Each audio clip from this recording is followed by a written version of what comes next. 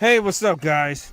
Alright, so we got some new Sonic movie news. There was an interview, by the way, of one of the screenwriters. I think it was Pat Casey. Yeah, Pat Casey must be his name. He was on a GHZ, Green Hill Zone podcast. And they were just talking about, some of the work of, the process of making Sonic Movie 2. Some things they wanted to be in the movie but was cut. And also what's in store for Sonic Movie 3. So let's get into those, and also let's talk about Sonic Movie 2's box office versus Morbius and Fantastic Beasts 3. But before we get into that, be sure to smash the like button, comment, subscribe, all that good stuff. We are trying to hit 100,000 subscribers before Sonic Frontiers comes out, and if I do, I'll do a giveaway for Sonic Frontiers. But alright, there's actually an interesting interview where Pat Casey was asked on Shadow's potential character in Sonic 3. So that's pretty interesting. That means they're really going to stay true to Shadow's character and his story arc in Sonic Movie 3, and I love to hear that, because I was thinking, how are they going to handle this? Because, Shadow's backstory is pretty dark, especially for Sonic movies' tone. So far, movie 1 and movie 2, that will kind of be jarring. So I'm very interested to see how they're going to balance that. Now, for the people who are like, oh, this movie better start off with Gun shooting Maria in the back of the head in front of Shadow, it's like, yo, guys, chill. That's not going to be in the movie. If they're going to have Gun kill her, they're going to do it off screen like they did with the Owls and the Echidna Clan. And that's better. That's still PG enough to have an innocent girl character die, even if it's off screen, but they're not going to show her getting shot. They didn't even do that in the Sonic games and Sonic X. They showed Gun shooting her. They showed them pointing the gun and pulling the trigger, but they didn't show her getting shot and dying, and they didn't show any of that. They just showed Gun shooting. So I don't know if they'll do that, because like, if you guys noticed, even in Sonic Movie 2, during the wedding scene when they pulled up on Sonic, Tails, Tom, Maddie, and all that, they had taser guns. None of them were using actual guns. And I mean, in the context of the movie, that makes sense, because Commander Walters wasn't trying to, he wasn't trying to kill anyone or shoot anyone. He was just trying to incapacitate, which is, you use a taser. So they weren't trying to shoot and kill anyone.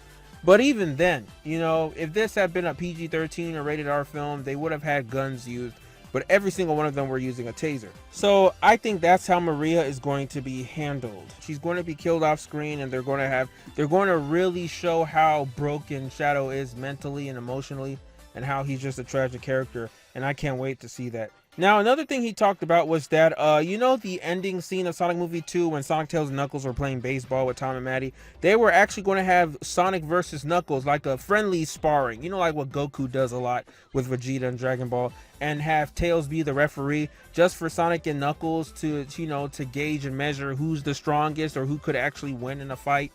But, Pat said he decided against that because he's like, Knuckles is friends now. Sonic is not going to, fight with Knuckles, especially that Knuckles has been raised his entire life being a warrior and a fighter. I mean, sure, like, this will be just another day for him, but I don't think Sonic would want to condition him like that. Sonic wants to show him how friendly and hospitable Tom and Maddie and everyone is. I don't think he's going to fight Knuckles, because that's not really good for Knuckles. That's all Knuckles ever knows. So I think Sonic would be willing to show Knuckles other things you can do to have fun, like playing baseball and all that. Plus, Pat said that it goes full circle, since, Sonic Movie 1 started off with Sonic playing baseball alone and being very sad to the point that he ran super fast and caused a huge EMP outage, which started the whole Robotnik thing. And now it ends with Sonic playing baseball, this time with friends and family. So it goes full circle. So I like that. Like, sure, seeing Sonic and Knuckles fight again would be cool, but it wouldn't make sense in the context of the film. And also, Pat Casey said he talked a lot about Sonic Adventure 1. So that's pretty cool, because while Sonic Movie 2 borrows a lot from Sonic the Hedgehog 2 and 3 and Knuckles video game, there were a lot of Sonic Adventure 1 elements, from the car chase scene in the beginning to the Mystic Ruins type of temple. So it's cool that they discussed that, which means next movie is definitely going to borrow a lot from Sonic Adventure 2, as we all know. Now let's discuss the box office. Now, Sonic Movie 2's box office earnings have been very impressive. I'm sure you guys already know that. Like, the first weekend in America, it hit over $71 million, which is the highest box office weekend, opening weekend for a video game. Now, a lot of people are rejoicing, but bear in mind, like even Tails channel put the actual charts of Sonic Movie 2 versus other video games. Sonic Movie 2 is still not the highest grossing video game movie of all time. It's still below Detective Pikachu movie. Detective Pikachu movie is still ahead of Sonic Movie 1, but Detective Pikachu has like over $400 million. So hopefully Sonic Movie 2 surpasses that, and Uncharted is still ahead, I think. I'm going to have to check. So Sonic Movie 2 still has a long way to go, but it's still breaking records as we speak, so that's nice. Now let's talk about the first one, Sonic vs. Morbius. Now a month ago in March, I made a video comparing Sonic Movie 2 with Morbius and Fantastic Beasts: The Secrets of Dumbledore. Now I said when it came to the critical reviews, Morbius would be the lowest and Fantastic Beasts: Secrets of Dumbledore would be the highest, making Sonic Movie 2 in the middle. And I also believe that the box office, Fantastic Beasts 3 would be the highest grossing, and Morbius would be the lowest, and Sonic Movie 2 would be the middle. Now, critically, I was wrong on that prediction. I was 50-50. I was right on Morbius. We all knew Morbius was going to bomb, but Sonic Movie 2 has the highest critical score. Sonic Movie 2, last time I checked, has like a 67% Rotten Tomatoes score critically. And Fantastic Beasts 3 has like a 47% critically. Even the audience scores is higher for Sonic Movie 2. Sonic Movie 2's audience score is like 96%. And Fantastic Beasts, I think, is like 86%.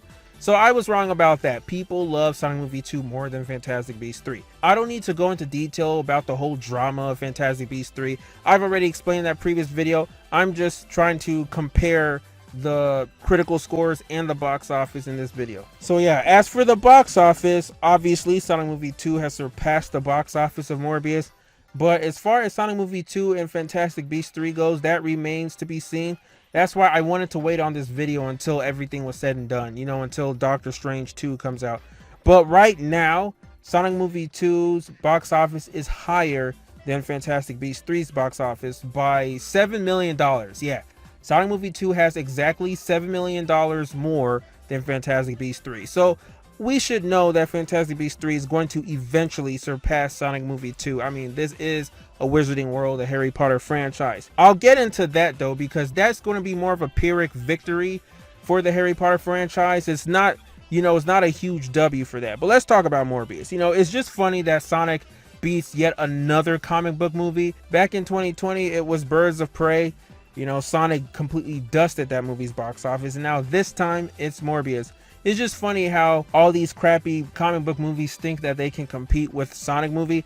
The audience is getting wiser, general audience are getting wiser over the years because we've been spoiled. We've seen the best comic book movies and we've seen the worst comic book movies. Infinity War, Endgame, Spider-Verse, Spider-Man No Way Home, Captain America Winter Soldier, The Batman, Dark Knight. We have seen so many great comic book movies.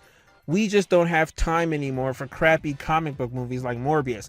Shit looks like it came out in the early 2000s or the 90s, you know what I'm saying? So yeah, Hollywood needs to think twice before putting these lame ass comic book movies with Sonic. It's just funny, especially the memes on Morbius. It's hilarious. As for Fantastic Beasts 3, let's be honest here, Fantastic Beasts franchise in general is pretty mid. It doesn't hold a candle to the Harry Potter films.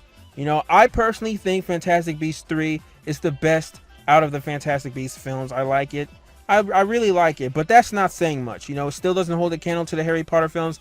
If Harry Potter was at its prime right now, Sonic movie wouldn't stand a chance. Let's be honest. Back in the day when Harry Potter was at its prime in the 2000s, there were several movies like Sonic movie that would come out. Garfield, Scooby-Doo, The Smurfs, Alvin and the Chipmunks. But yes, those movies were worse. But, I never ever, none of us ever thought, oh crap, will Harry Potter and the Prisoner of Azkaban or Harry Potter and the Deathly Hallows, will that compete well with Alvin and the Chipmunks or something like that? No.